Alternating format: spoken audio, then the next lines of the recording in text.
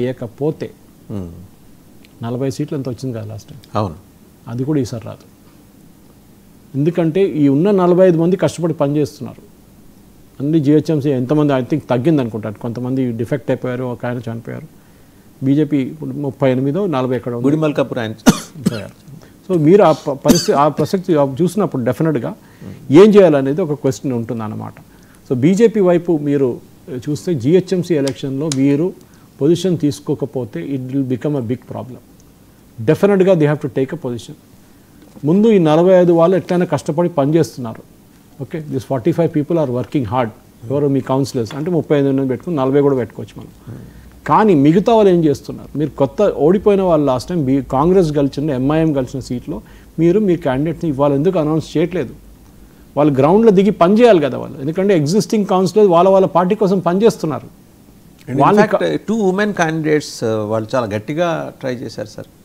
తెలుసు, డాక్టర్ పద్మ గారు అండ్ ఇంకొక రెడ్డి ఆవిడ వాళ్ళు చాలా కాన్స్టిట్యున్సీలో హోల్డ్ సంపాదించుకున్నారు. అయినా కూడా ఓడిపోయిన క్యాండిడేట్ని మళ్ళీ నుంచోబెట్టి అది రాంగ్ క్యాండిడేట్ సెలెక్షన్ అని రైట్ స్టార్టింగ్ నుంచే ఉంది.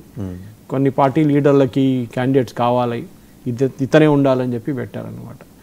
And Lankala Deepak Reddy is not an original BJP person, మనందరికి తెలిసిందే.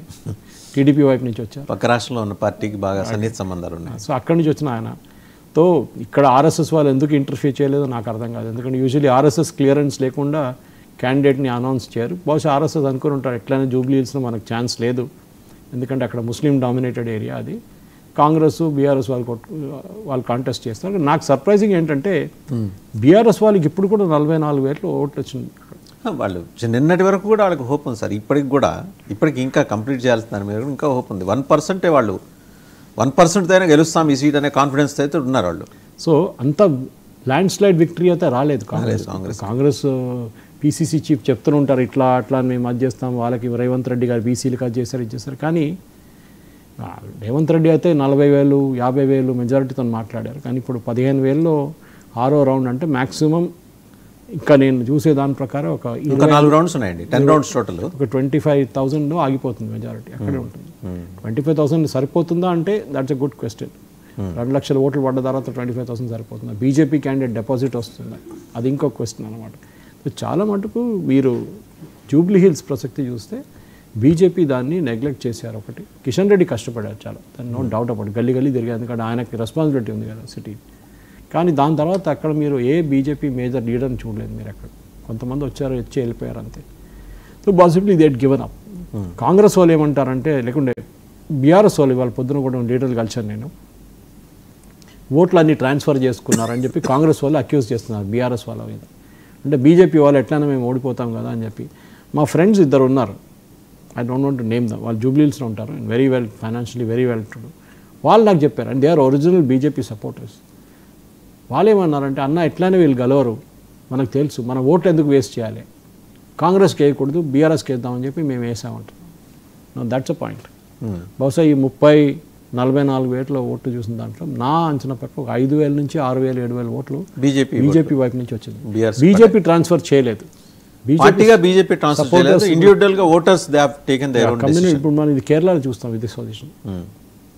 కొన్ని కాన్స్టిట్యున్సీలో బీజేపీ గెలవలేరు, కానీ నారో మార్జిన్ ఉంటుంది కాంగ్రెస్ సిపిఎం నడుమిట్లో, అంటే ఎల్డీఎఫ్ యూడీఎఫ్. వీళ్ళు కావాలని ఏం చేస్తారు బీజేపీ వాళ్ళు, కాంగ్రెస్ని ఓడించడానికి ఎల్డీఎఫ్కి ఓటేస్తారు. వీళ్ళు మా క్యాండిడేట్ ఎట్లయినా గెలవలేరు, వీడైనా గెలవనని చెప్పేసి వానికి ఓటేస్తారు. టాక్టికల్ ఓటింగ్ అంటారు దాన్ని. ఈ టాక్టికల్ ఓటింగ్ కూడా బహుశా జూబ్లీహిల్స్ జరుగుతుంది. కాంగ్రెస్ వైపు వేయకుండా ఆ ఓట్లు బీజేపీ వాళ్ళు వెళ్ళి బీఆర్ఎస్కి వేశారు. బహుశా దానికోసం నేను అనుకున్నాను. అర్థం కాదు సార్, అంటే BJP out of box question కావచ్చు ఇది. తమిళనాడు కేరళ మీద పెట్టినంత ఫోకస్ తెలంగాణ ఆంధ్ర మీద బీజేపీ ఎందుకు పెట్టట్లేదు? Good question. 8 లోక్సభ సీట్లు ఉంటే మీకు వాళ్ళ ప్రజెన్సీ లేని కేరళలో పెట్టుకున్నారు, గెలిపించుకున్నారు, యూనియన్ మినిస్టర్ ఇచ్చారు. ప్రజెన్సీ లేని తమిళనాడులో ఓటు పర్సెంటేజ్ సికింద్రాబాద్ మీద ఉంది కదండి బీజేపీ వాళ్ళ దగ్గర.